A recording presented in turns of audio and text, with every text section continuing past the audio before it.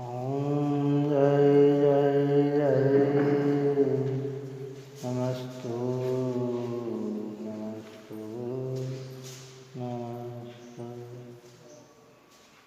मङ्गलं भगवान् वीरो मङ्गलं गौतमो गणेश मङ्गलं कन्दकुन्दाख्यो जैनधर्मोऽस्तु सर्वमङ्गलमाङ्गल्यं सर्वकल्याणकारकं प्रधानं सर्वधर्माणां जैनं जयतु शासनं जैनं जयतु शासनं जैनं जयतु शासनं। नमो साराय स्वानुभूतिया चकास्ते चित्स्वभावाय भावाय सर्वभावान्तर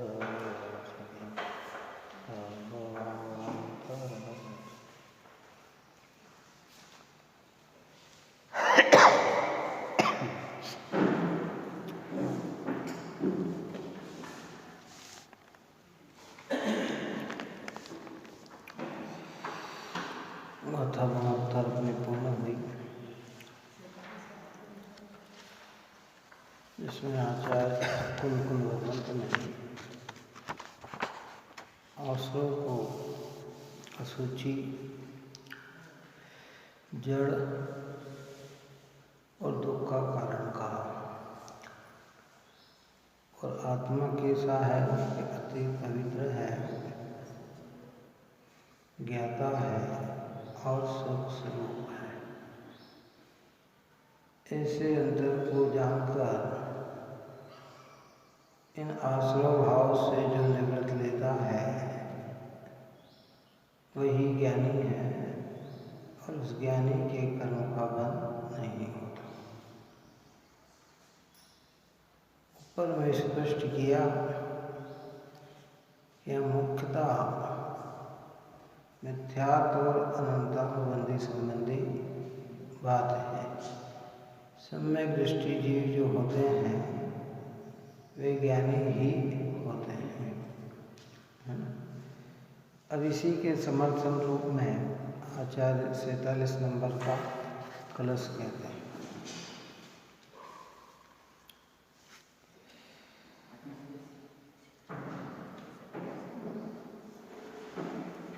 पर पनति को छोड़ती पर तोड़ती सब भेद ब्रह्म, यह अखंड प्रगट प्रगटिन हुई पावन ज्योति। अज्ञानमय इस प्रवृत्ति को है कहाँ अवकाश पर किस तरह हो कर्म बंध जगी जगमग ज्योति। ये भेद ज्ञान करके जो ज्ञान प्रकट हुआ, सम्यक ज्ञान प्रकट हुआ, वह ज्ञानियों को कहते कि वो पर परिणति को छोड़ती और तोड़ती सब भेद ब्रह्म। जितने भी पर परिणति है उन सब को छोड़ती हुई, अर्थात कर्म के उदय से होने वाले भाव उद्गल की परिणतियाँ, उनमें अपना एकत्व स्वामित्व मिटाती हुई, छोड़ती हुई या तोड़ती सब भेद ब्रह्म। और जितने भी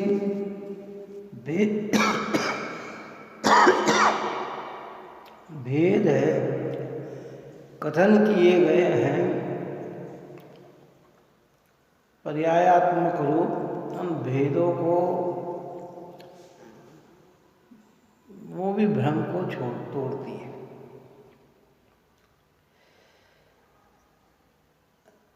जो ज्ञान के भेद चलते हैं मति सतादि ज्ञान के भेद के नहीं। एक अखंड, क्या कहते हैं, यह अखंड प्रचंड प्रकटी हुई पावन ज्योति, जब एक अखंड, अखंड का अर्थ क्या, जिसमें खंड नहीं है। ज्ञान का काम तो जानन जानन जानन जानन है। अब इससे चाहे मति ज्ञान का हो, चाहे शुद्ध ज्ञान का हो, चाहे और कुछ का हो, है। ज्ञान का काम तो क्या है, अखंड जानना जानना जानना जानना जानना जानना जानना। इसलिए अज्ञान में इस प्रवृत्ति को है कहाँ अवकाश। तब जब ये अखंड ज्ञान ज्योति प्रकट हुई तो कहते अज्ञानमयी, दो द्रव्य की एकता, दो द्रव्य की कर्ता, दो द्रव्य में भोक्ता भोग है, ये इनका अवकाश कहाँ है, कहते वहाँ तो इनका अवकाश ही नहीं है। और किस तरह हो कर्म बंद जगी जगमग ज्योति जब, और फिर जब ये अवकाश नहीं है और ये ज्ञान ज्योति जब प्रकट हो गई है तो फिर ज्ञानियों को किस तरह बंद हो, अर्थात बंद होता ही नहीं। जो ऊपर प्रश्न किया था कि ज्ञान मात्र से बंद का निरोध कैसे होता है, तो वो बात यहाँ आचार्य कहते हैं। देखिए श्लोकार्थ फिर भावार्थ करके आगे चले। पर परिणति को छोड़ता हुआ, भेद के कथन को तोड़ता हुआ, यह अखंड और अत्यंत प्रचंड ज्ञान प्रत्यक्ष उदय को प्राप्त हुआ है। किनको प्राप्त हुआ है? जिनने ऐसा भेद ज्ञान पर में किया कि आसो ऐसे हैं और आत्मा ऐसा है। वर्णादि और रागादि भाव से मेरा चैतन्य आत्मा भिन्न है, ऐसी भिन्नता की जिनने अनुभव किया है, कहते उनके ज्ञान जो है ना वो प्रकट हुआ। वो ज्ञान क्या कि पर परिणति को छोड़ता हुआ, एक संयोग से छोड़ना और एक उसमें अपने पने की मान्यता छोड़ना। पहले छूटती है मान्यता, फिर छूटता है संयोग। क्या होता है? पहले मान्यता, शरीर इंद्रिय मन वाणी राग देश मोह कर्म सब मैं और मेरे, इस प्रकार की अनादिकाल की जो हम मान्यता लेके बैठे हैं, तो क्या पर परिणति को छोड़ता हुआ। क्या अब पर परिणति तो कब छूटती है? वास्तविकता में पर और परिणतियाँ कब छूटती है?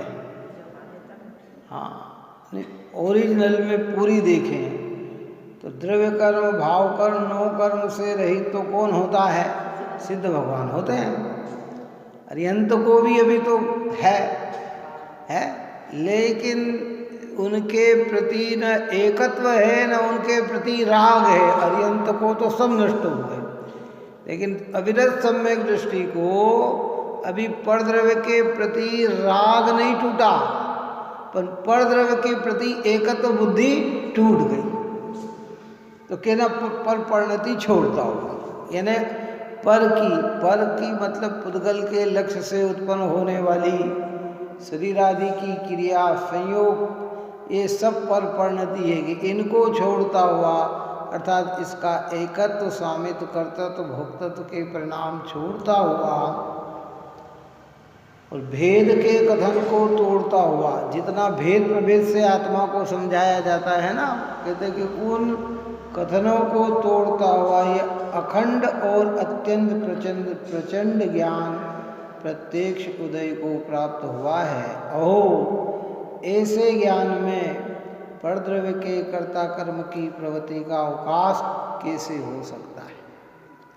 जब सम्यक ज्ञान ऐसा प्रकट हुआ ना, तो फिर इसमें दो द्रव्य के बीच में कर्ता कर्म की प्रवृत्ति का अवकाश ही कहाँ है। मैं आत्मा कर्ता और ये परद्रव्य मेरे कर्म, मैं आत्मा कर्ता और ये शरीर की क्रिया मेरा कर्म, मैं आत्मा कर्ता और ये क्रोधादिक मेरे कर्म, कि इसका अवकाश ही नहीं है। कब अवकाश नहीं है? जब ऐसी ज्ञान ज्योति प्रकट होती है तब। आप और हम तो दिन रात क्या काय काय के कर्ता बन रहे हैं। ऐसी कौन सी चीज के जिसके हम कर्ता नहीं बनते हैं? चलो बताओ। बाहर में परद्रव्य के कर्ता बनते हैं, भीतर में राग देश के कर्ता बनते हैं, तो निपाप के भाव के कर्ता बनते हैं। कहते ये जो मान्यता है ना, कहते ये मान्यता अज्ञान जन है। जिन्हें सम्यक ज्ञान प्रकट होता है उनके अंदर ये मान्यता टूट जाती है।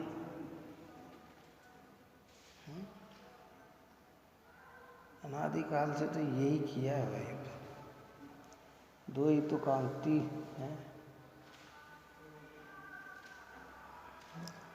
भजन में कहा था ना पहला बना, अपने घर को देख बावरे में है।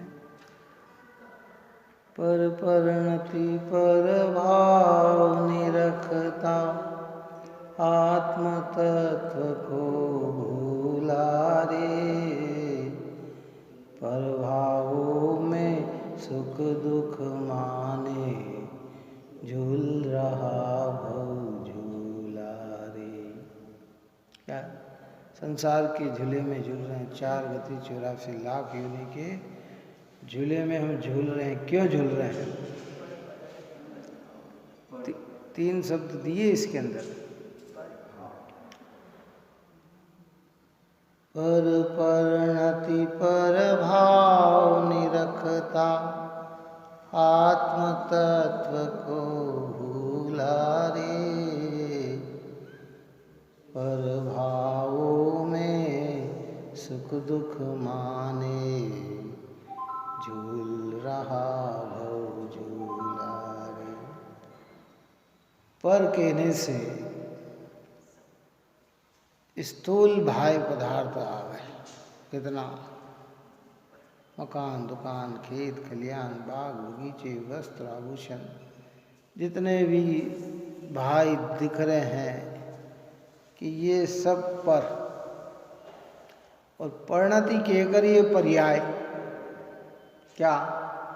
मनुष्य पर्याय, स्त्री पर्याय, युवा पर्याय, बाल पर्याय, वृद्ध पर्याय, इस शरीर संबंधी जितने भी हैं ये परिणति। और तीसरा शब्द डाला परभाव, निरखता, इन्हीं को देखता है, इन्हीं का श्रद्धान करता है। किसको भूलकर? आत्म तत्व को भूला रे। और जब आत्म तत्व को भूले तो क्या? परभाव। और परभाव में ही हमने क्या की? सुख और दुख की कल्पना की। पर परिणति पर भाव निरखता, आत्म तत्व को भूला रे।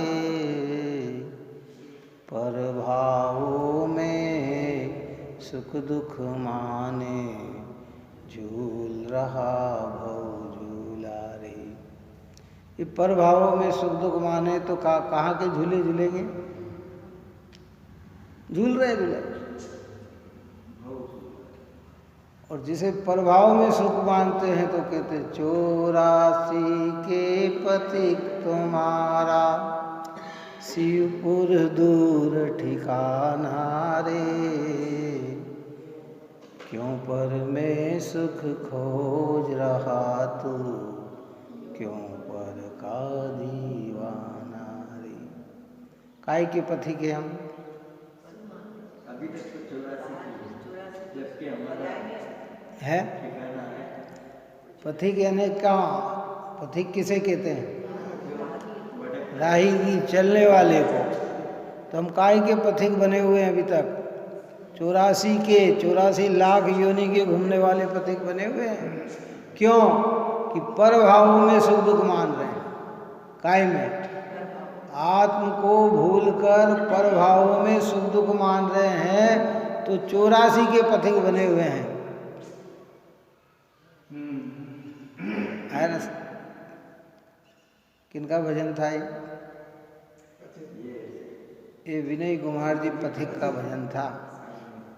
देखो इसमें योग भी ऐसा बन गया उनका भजन बनाने में कि वे मथुरा 84 में रहते थे। कहाँ रहते थे? मथुरा है ना अपना, वहाँ। तो वो भजन के आगे उन्होंने लगाया है ना, 84 के पथिक, मतलब अपने आत्मा को संबोधन दिया उन्होंने। क्या दिया? ये तू 84 लाख योनि में भटकने वाला है भाई, क्योंकि तू पर भावों में सुख दुख मान रहा है और आत्म तत्व को भूल रहा है। ऐसे यहाँ कहते हैं। अब ज्ञानी को अवकाश कहाँ? ज्ञानी को तो एक प्रचंड ज्ञान उत्पन्न हो गया, अखंड ज्ञान की धारा प्रकट हो गई, जिसमें कर्तृत्व का अवकाश ही नहीं है। परद्रव्य में, ये परद्रव्य मैं और ये परद्रव्य मेरे और मैं परद्रव्य को बनाता हूँ, ऐसा उसे अवकाश ही नहीं है। तो फिर उसे कर्म का बंध कैसे होगा? कि नहीं होगा।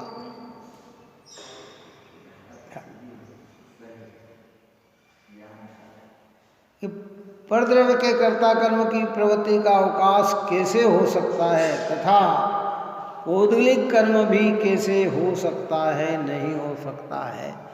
जब आश्रय ही नहीं है तो बंध कैसे होता है?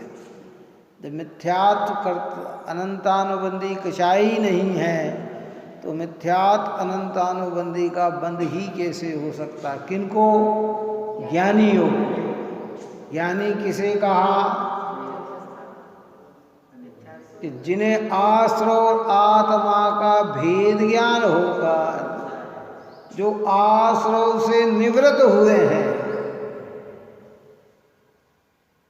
ऐसे को कैसे कर्म का बंध होगा? है ही नहीं तो बंध कहाँ से होगा? कारण ही नहीं तो कार्य कैसे होगा? हम के साथ रोटी बन गई, कि कैसे बन गई?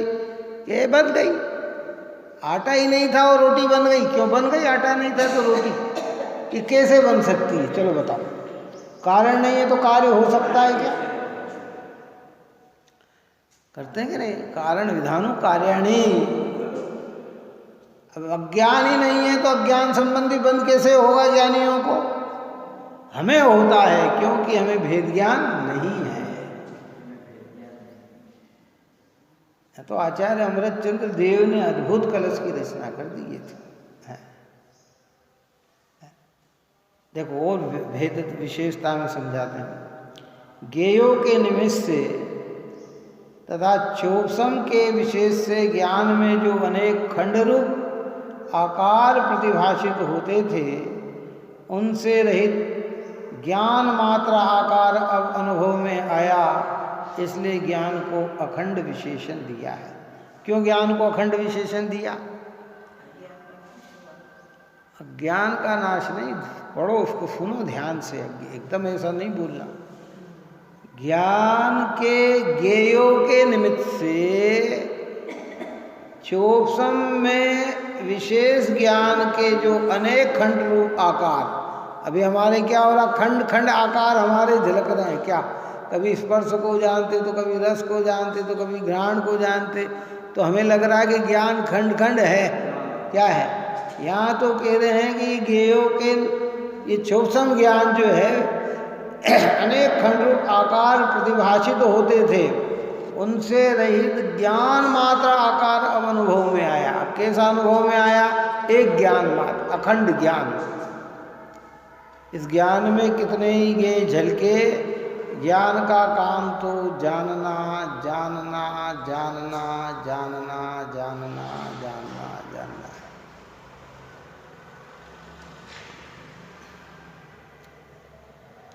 संयोग से ज्ञान को अलग अलग कहा जाता है। स्वभाव से तो ज्ञान एक ही है। बोलो कौन सा दृष्टांत दिया था इसके लिए? पहले अपन ने इसके लिए दृष्टांत दिया था, है?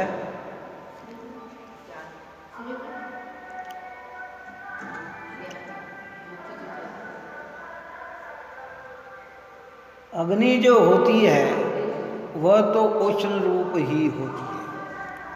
अब चाहे वो कंडे की अग्नि हो, चाहे लकड़ी की अग्नि हो, चाहे कोयले की अग्नि हो, चाहे तृण की अग्नि हो, बात समझ में? आकार अलग अलग हो सकता। कंडे की अग्नि गोल हो सकती है, लकड़ी की अग्नि लंबी हो सकती है, तृण की अग्नि लोरूप हो सकती है। समझ में आए ना? लेकिन उसमें उष्णता तो कैसी है? उष्ण रूप है।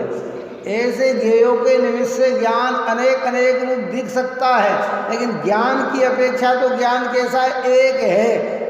कैसा है? हमने ज्ञान में छोटी सी चीज़ देखी तो हमारा ज्ञान इतना सा, बड़ी चीज़ देखी तो इतना है, थोड़ा विचार किया तो इतना बड़ा। तो ज्ञान इतना रूप हुआ कि ज्ञान ज्ञान रूप है।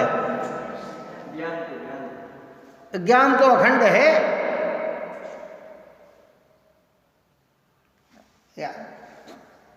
पहला पॉइंट अखंड का। दूसरा कि मति ज्ञान आदि जो अनेक भेद कहे जाते थे उन्हें दूर करता उदय को प्राप्त हुआ है। अब ये ज्ञान के जो भेद अलग अलग किए, कैसे किए गए?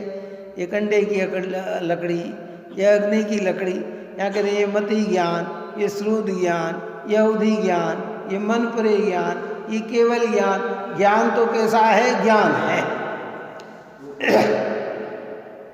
सामान्य ज्ञान का नाम मति ज्ञान, और उसमें विशेष जानो तो श्रुत ज्ञान, और श्रुत ज्ञान में भी और विशेषता लेकर द्रव्य क्षेत्र काल भाव की मर्यादा लेते हुए जानता है तो अवधि ज्ञान, और विशेष ज्ञान हो तो मन परे ज्ञान, और पूरा जान ले तो केवल ज्ञान। ज्ञान कैसा? भेद के कथन को तोड़ता हुआ ऐसा कहा है, पर के निमित्त से रागादिक रूप परिणमित होता था, उस परिणति को छोड़ता हुआ उदय को प्राप्त हुआ है। क्या कहा? कि पर के निमित्त से रागादिक रूप परिणमित होता था। निमित्त नैमित्तिक संबंध को दर्शाया है। जीव में विकार का निमित्त पर है, या निमित्त है ना, अंतरंग निमित्त और बहिरंग निमित्त। आप और हमें क्रोधादिक उत्पन्न होते हैं ना, क्रोध उत्पन्न हुआ तो क्रोध उत्पन्न होने के दो कारण। कितने कारण? बहिरंग निमित्त तो वो पदार्थ जिस पे हमें गुस्सा आया, और अंतरंग निमित्त है कर्म का उदय। क्या? जैसे मैंने किसी को काम कहा और उसने नहीं करा तो मुझे गुस्सा आया। क्या आया? तो बहिरंग निमित्त तो वो, और अंतरंग निमित्त कर्म का उदय। अगर अंतरंग निमित्त न हो तो बहिरंग निमित्त बलवान नहीं है। कौन सा? अगर अंतरंग निमित्त न हो तो बहिरंग निमित्त बलवान नहीं है। वो बहिरंग निमित्त बलवान तभी कहलाएगा जब अंतरंग निमित्त हो। उदय नहीं हो, कई बार नहीं माना, कोई बात ही नहीं, गुस्सा ही नहीं आया। क्यों? बच्चे हम कई बार बच्चे को कितने ही काम कहे, एक बार भूल जाए, दो भूल जाए, तीन बार भूल जाए तो भी गुस्सा नहीं आता है। बात ठीक है, चलो भूल गया होगा। और कई बार ऐसा होता है जब उदय तीव्र होता है तो वो काम करके भी आया, नहीं भूला, लेकिन जो हमने कहा था वैसा करके नहीं आया तो गुस्सा आ जाता है। इतना हमने कहा था वहाँ गए हो तो भैया ये करके आना, और वो कम करके आ जाए या ज़्यादा करके आ जाए तो हमें आवेश आ जाता है। और कई बार भूल गए, नहीं जा पाया, कोई बात नहीं। इसलिए हर चीज में लगाना। वस्तु पड़ी है और उस वस्तु के प्रति ग्लानि आ रही है तो वो तो बहिरंग निमित्त है। अंतरंग निमित्त तो इस जीव का कर्म, घृणा कर्म का उदय है।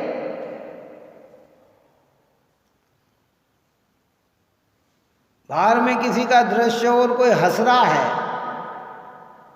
हास्य हो रहा है, तो वो बहिरंग निमित्त है। अंतरंग निमित्त तो उसका कर्म का उदय है। कई लोग हंसते हैं, कई लोग नहीं हंसते। एक ही कार्य में कई प्रसन्न होते हैं, कई प्रसन्न नहीं होते हैं।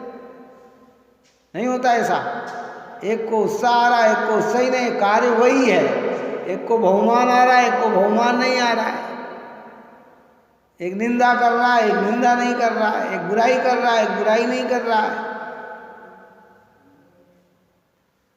तो यहां ये कह रहे हैं कि भाई पर के निमित्त से रागादि रूप परिणमित होता था, उस परिणति को छोड़ता हुआ उदय को प्राप्त हुआ है। कौन उदय को प्राप्त हुआ है? ज्ञान, सम्यक ज्ञान, भेद ज्ञान, वो उदय को प्राप्त हुआ है। अब वो पर के निमित्त से रागादिक रूप जो परिणमित हो रहा था कि उसमें एकत्व कर्तृत्व स्वामित्व भोक्तत्व कर रहा था, अब ज्ञान प्रकट होने से उसकी वह बुद्धि टूट गई। कौन सी बुद्धि टूट गई? वो बुद्धि टूट गई है। इसलिए पर परिणति को छोड़ता हो ऐसा कहा है। पर के निमित्त से रागादिक रूप परिणमित नहीं होता, बलवान है इसलिए अत्यंत प्रचंड कहा है कि अब पर के निमित्त से रागादिक रूप परिणमित नहीं होता। मतलब देखो बहुत रहस्यपूर्ण बात है भाई, इस बात को समझो। ये शरीर, ये इंद्रिया, ये मन, ये वाणी हमारा अज्ञान था जब हम इन्हें अपना मान रहे हैं। अब वहीं भेद ज्ञान हो जाएगा तो चीज तो यही रहेगी। पर अब ये शरीर एकत्व बुद्धि करा दे ऐसा नहीं होगा। कार्य में कर्तव्य बुद्धि हो जाए ऐसा नहीं होगा। किनकी चर्चा चल रही? ज्ञानी योग की चर्चा चल रही। क्या वो ऐसा पहले भी कार्य हो रहा था, अब भी हो रहा है। मिथ्या दृष्टि जीव जो होता है ना, और मिथ्यात्व से सम्यक्त में आ जाता है। तो पहले भी खाना खा रहा था, अब भी खाना खा रहा है। पहले भी घर में रह रहा था, अब भी घर में रह रहा है। पहले भी भगवान की पूजा कर रहा था, अब भी भगवान की पूजा कर रहा है। पहले भी बाहर के कार्य कर रहा था, अब भी बाहर के कार्य कर रहा है। तो अंतर क्या आया ये बताओ? वो यहां बात कह रहे हैं कि पर के निमित्त से रागादिक रूप परिणमित नहीं होता, बलवान है इसलिए अत्यंत प्रचंड कहा है। इसको प्रचंड कहा? उस ज्ञान ज्योति को। अखंड है, पहले शब्द का प्रयोग किया क्या क्या कि अखंड है और प्रचंड है।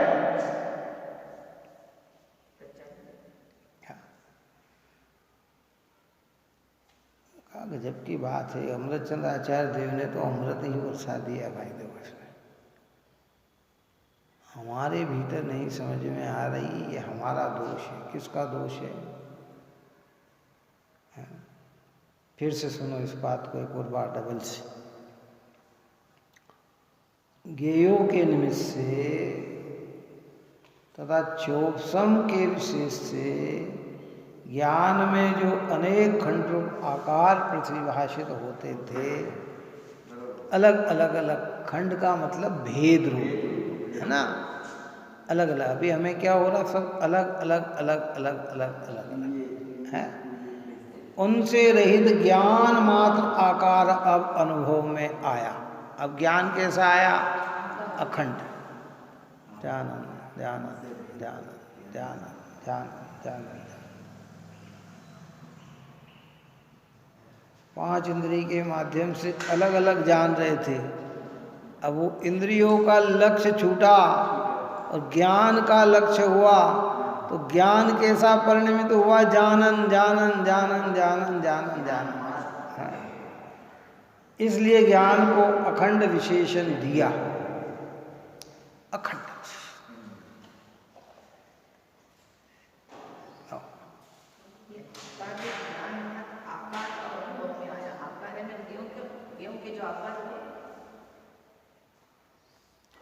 अनेक खंड रूप आकार प्रतिभाषित होते थे, उनसे रहित ज्ञान मात्र आकार। अब कैसा जान गे के आकार रूप ज्ञान परिणमित होता है, परंतु ज्ञान ज्ञेय रूप नहीं होता है। ज्ञान कैसा रहता है? ज्ञान रूप। भारत है ना, आप और हम भारत को देखते हैं तो किस दृष्टि से देखते हैं?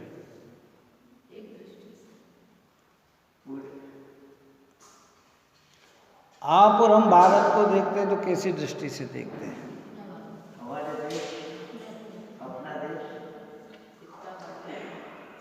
हम खंड खंड रूप देखते हैं। कैसा देखते हैं? खंड खंड रूप, भेद रूप। हम मध्य प्रदेशी, वो महाराष्ट्री, वो गुजराती, कौन है? ये यूपी वाले हैं, ये गोवा वाले हैं। खंड खंड रूप देखते हैं। देखो, और मध्य प्रदेश में भी फिर हम खंड खंड देखते हैं। हम मालवा के हैं, हम उज्जैन के हैं। प्रधानमंत्री पूरे देश को कैसा देखता है? अखंड के खंड रूप। बोलो, वो कैसा देखता है? वो अखंड रूप देखता है। कैसा देखता है? उसकी दृष्टि कैसी हो गई? अखंडपने से हो गई। उसके लिए जितना महत्व मध्य प्रदेश का है उतना ही महत्व गुजरात का है। उसके लिए उतना ही स्वार्थ में कुछ भी हो जाए वो बात एक अलग है? आजकल तो विरोधिया पार्टी हो गई। पुराने समय में जब राज्य चलते थे वहाँ एक ही स्वामी होता था, तो उसकी पूरी सीमा को वो कैसा देखता था? एक रूप में देखता था।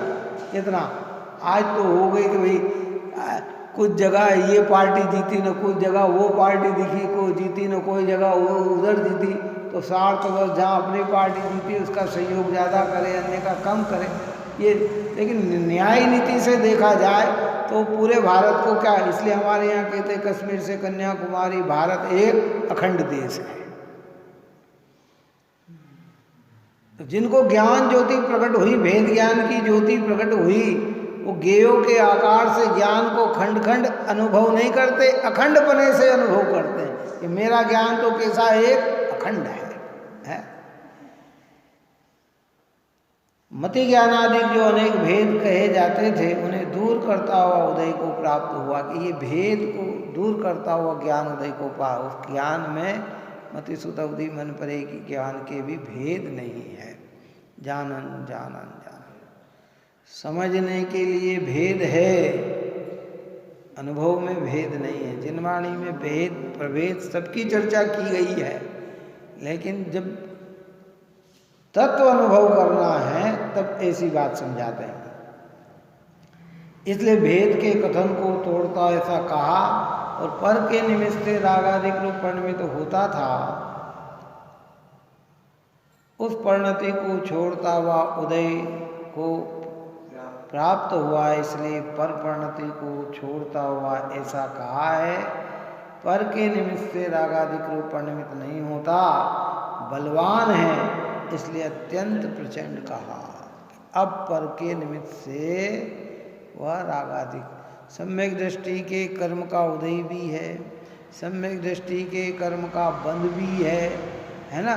सम्यक दृष्टि के भी अनेक कर्म की सत्ता भी है। सम्यक दृष्टि के शरीर इंद्रिय मन वाणी भी है। सम्यक दृष्टि अविरत सम्यक दृष्टि है तो राजकाज भी हो सकते हैं, रंगकरावपना भी हो सकता है, गरीबी हो सकता है, बीमार भी हो सकता है, अशक्त भी हो सकता है, सब हो सकता है।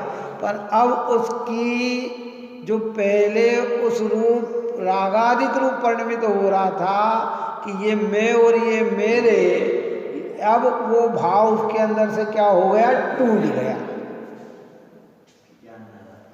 और ऐसा टूटे तो ही ज्ञानी हुआ जाता है, ना टूटे तो चल रहा है फिर अनादि संसार अभी कई कि पर भावों में सुख दुख माने, झूल रहा भव झूला रहा। न टूटे तो उसकी और हमारी जो जो वो है मैं लिखा गई तो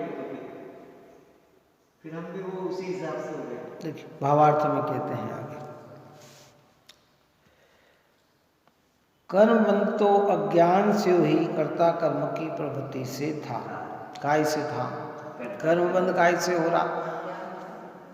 फिर थोड़ा ध्यान, अब बार बार नहीं कहेंगे, अब ये जो चर्चा चल रही समझ लेना कि यहाँ जितना भी प्रकरण मुख्यता लिया जा रहा है वो मिथ्यात्व और अनंतानुबंधी संबंध में लिया जा रहा है। काय के लिए संबंध में लिया जा रहा है ना? तो यहाँ कह रहे हैं कि कर्म बंध तो अज्ञान से हुई कर्ता कर्म की प्रवृत्ति से था। अज्ञान यहाँ कहा, उसका नाम है मिथ्यात्व। समझ में आया ना? ज्ञान की कमी का नाम अज्ञान नहीं। काय का कि ज्ञान कम हो तो अज्ञान नहीं। ज्ञान में परद्रव्य की कर्ता कर्म परद्रव्य के प्रति एकत्व पने का जो भाव है उसका नाम अज्ञान है। तो क्या कह रहे हैं कि कर्म बंध तो काय से हो रहा था? अनंत संसार का बंधन तो हमें काय से हो रहा है? इस अज्ञान से हो रहा है, परद्रव्य की कर्ता कर्म की प्रवृत्ति से हो रहा था। अब जब भेदभाव और परपरिणति दूर करके एकाकार ज्ञान प्रकट हुआ, तब भेद रूप कारक की प्रवृत्ति मिट गई, तब फिर अब बंध किस लिए होगा? जब भेद ज्ञान उत्पन्न हो गया, भेदभाव उत्पन्न हो गए और परपरिणति दूर करके, परपरिणति दूर करने का मतलब परपरिणति में एकत्व कर्तृत्व स्वामित्व भोक्तत्व पना छोड़ दिया क्या? तब भेद रूप कारकों की और भेद रूप कारकों की प्रवृत्ति भी मिट गई, तब फिर अब बंध किस लिए होगा? अर्थात नहीं होगा, सीधा सा है। इसलिए ऊपर में जो कहा कि ज्ञान मात्र से बंध का निरोध सिद्ध होता है। बहुत गहराई से समझ लो इन बातों को भाई। देखो कठिन तो है, ये तो क्या अद्भुत बातें हैं जिनेश्वर की, आचार्यों की। हाँ, क्योंकि हम बहुत स्थूल ज्ञानी है ना, हमें स्थूल स्थूल चीज़ भी कितनी बार समझाई तो समझ में आती है, तो सूक्ष्म बात इतनी जल्दी समझ में आ जाए ये कैसे संभव? क्या बड़ी बड़ी बातें भी बहुत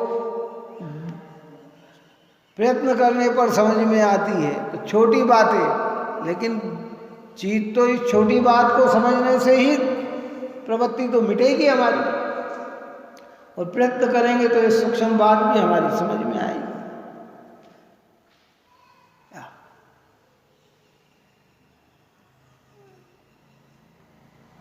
बाह्य पदार्थ हमारे नहीं है, ये बात तो हमारे बहुत जल्दी समझ में आती है।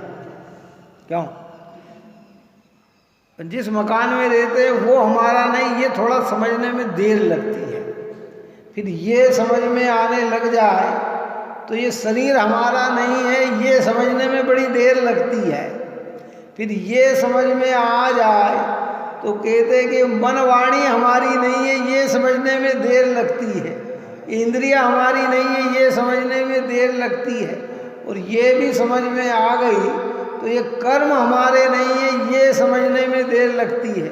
और ये भी समझ में आ जाए तो कि ये वर्तती हुई राग की परिणति भी तू नहीं है, इसको समझने में और देर लगती है। और यहाँ तो प्रारंभ यहाँ से किया। देखो ऊपर में क्या कहा था? मैं आत्मा करता और क्रोधादिक मेरे कर्म है, ऐसे कर्ता कर्म की प्रवृत्ति को मिटाती हुई ज्ञान ज्योति उदय को प्राप्त होती है।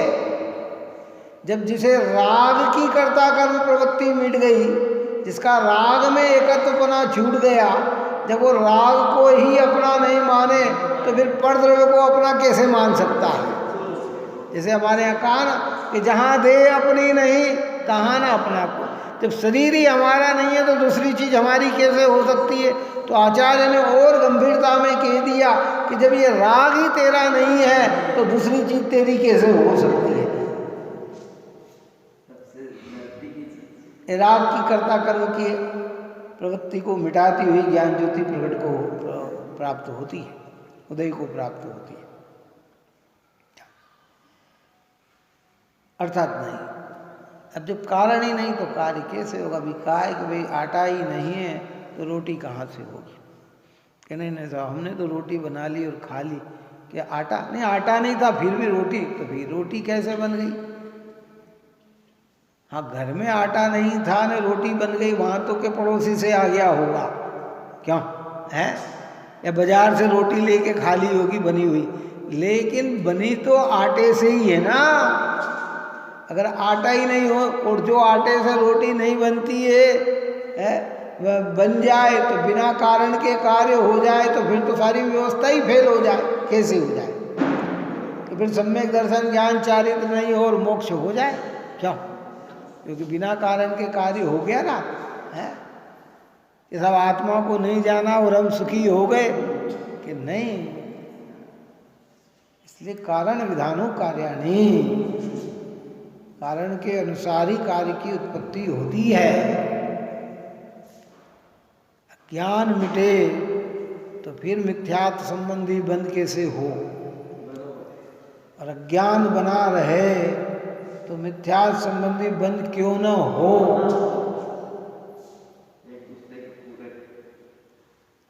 अज्ञान हमारा बना रहेगा तो मिथ्यात्व संबंधी बंध होते रहेंगे। भेद ज्ञान करके ज्ञान प्रकट हो गया तो मिथ्यात्व संबंधी बंध टूट जाएगा, और उसकी ही चर्चा यहाँ की है। अब यहाँ ये कहते हैं, अब प्रश्न करता है कि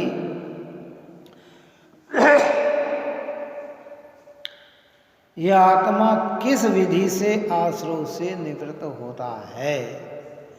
उसके उत्तर स्वरूप गाथा कहते हैं। बहुत ही मार्मिक प्रश्न है ये।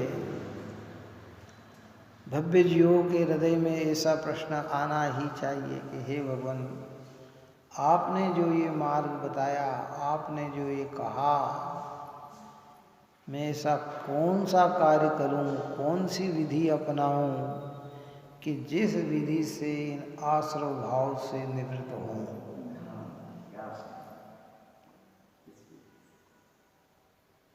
कपड़े पे बहुत मेल लगा हुआ है तो मैं क्या करूं कि ये मेल कपड़े से छूट जाए? आप और हम कहते हैं ना, हमारे अंदर बहुत खराब भाव हैं, बहुत खोटे खोटे भाव हैं, न जाने कैसे कैसे भाव आ जाते हैं। हे भगवान, ये हमारे भाव कैसे मिटे? हम क्या करें कि ये भाव हमारे अंदर उत्पन्न न हो? तो यही प्रश्न यहाँ हृदय से उत्पन्न हुआ है। और समझदार से पूछा जाए कि भाई ये कपड़े से मेल कैसे छूटेगा, तो समझदार क्या जवाब देगा उसको? भाई इस पे अच्छा पानी में इसको भिगो और फिर इस पे साबुन लगाओ और इसको अच्छा ब्रश से रगड़ो, क्या, और पुनः पानी में डालो तो क्या होगा? ये मेल निकल जाएगा। ऐसे ये प्रश्न आप और हमारा अंदर से यहाँ धार्मिक कार्य में आना चाहिए कि हे भगवान, इतनी बात मैंने सुनी, अब मेरा आत्मा किस विधि से आश्रव से निवृत्त होता है? आश्रव यानी क्या? मोह राग द्वेष, जिसको हम कहते हैं मिथ्यात्व कछाय, जिनको हम कहते हैं शुभ और अशुभ के भाव, हिंसा झूठ चोरी कुटिल परिग्रह के परिणाम, अहिंसा सत्य चौर्य ब्रह्मचर्य अपरिग्रह के परिणाम, दया दान पूजा भक्ति व्रतशील संयम के परिणाम, कठोर दुर्भावनाएं, ये सब आश्रव है। और इन सब से हमें निवृत्त होना है। इन निवृत्त का मतलब क्या है? भिन्न होना है। तो हे भगवंत, मैं ऐसी कौन सी विधि अपनाऊं कि जिस विधि के द्वारा ये परिणाम मेरी परिणति से दूर हो जाए? गुरुदेव की प्रिय गाथा थी ये 73 नंबर की गाथा, क्योंकि इस गाथा में आश्रव से निवृत्ति का कारण बताया।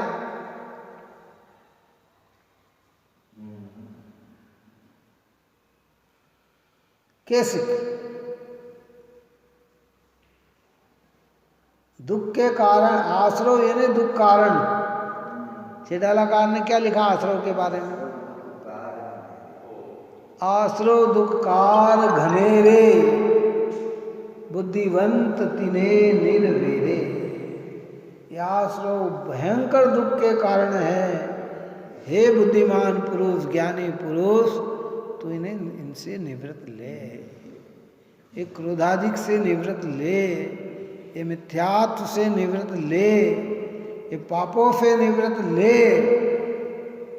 तो वो विधि क्या? बिना विधि के कैसे कार्य होगा?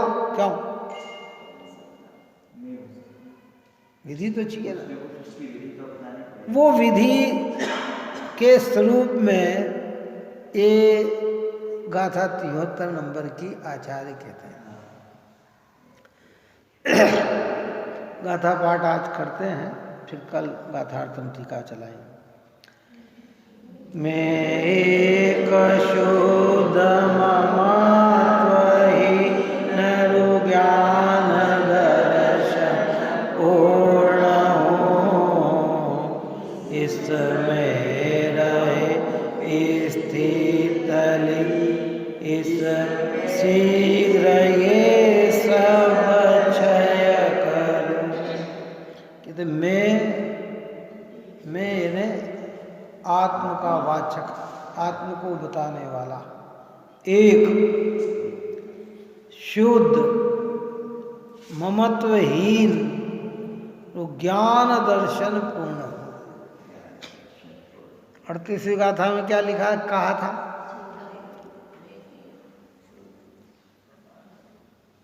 एक शुद्ध सदा रूपी ज्ञान दृग परमार्थ से, कुछ अन्य मेरा नहीं, परमाणु मात्र नहीं अरे।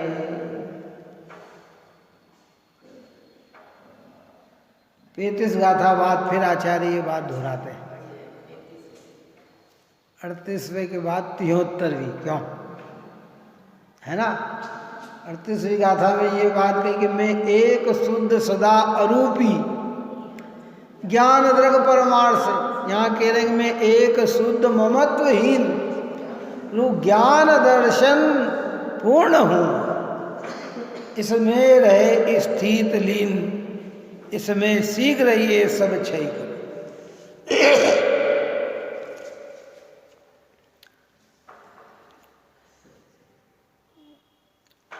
अपना अस्तित्व एक रूप है, मैं एक, और जो एक वस्तु होती है वो कैसी होती है? शुद्ध होती है। एक चीज कैसी होती है? चलो बताओ। शुद्ध होती है ना, है एक शुद्ध ममत्वहीन, परद्रव्य में कर्ता भोक्ता स्वामित्व एकत्व की बुद्धि का परित्याग करती हुई। 36वीं गाथा में कहा था कि ये मोह कुछ मेरा नहीं, उपयोग केवल एक में, और ज्ञान दर्शन पूर्ण हूँ। कैसा हूँ? ज्ञान दर्शन से पूर्ण हूँ। इसमें रहे स्थित लीन, किसमें? ऐसी मान्यता में मजबूती से बने रहो, लीन रहो, अखंड श्रद्धा, तो शीघ्र ये सब क्षय करो। कि ये होने से शीघ्र ही ये सब का मतलब क्या? ये आश्रव भाव क्षय यानी नाश को प्राप्त होते। अस्थि पूर्वक नास्ति, विकार को भगाने का तरीका विकार की ओर नहीं देखना, अविकारी स्वभाव की ओर देखना।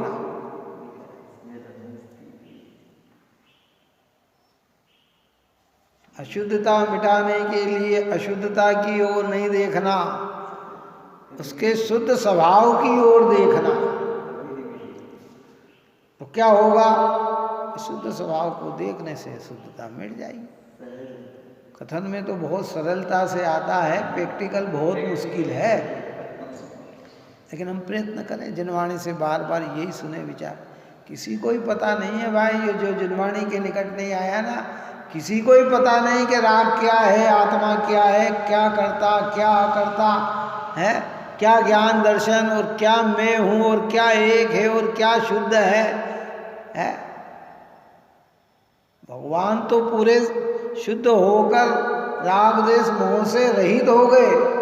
उनके लिए थोड़ी समझना, आप और हमें समझना है कि हमें राग द्वेष मोह से रहित होना है। तो वो कौन सी विधि है कि जिस विधि से हम आश्रव से निवृत्त हों? ये विधि तो बतानी करनी पड़ेगी। इसकी चर्चा अपन कल करेंगे। आप और हम सभी जीव निरंतर भेद ज्ञान करते हुए, राग में रहते हुए राग से भिन्न अनुभव करो ज्ञान का, देह में रहते हुए देह से भिन्न अनुभव करो ज्ञान का। ऐसी उद्देश्यता ये जिनवाणी माता हमें देती है। आप और हम इसी पवित्र कार्य में लगे, यही मंगल भावना है।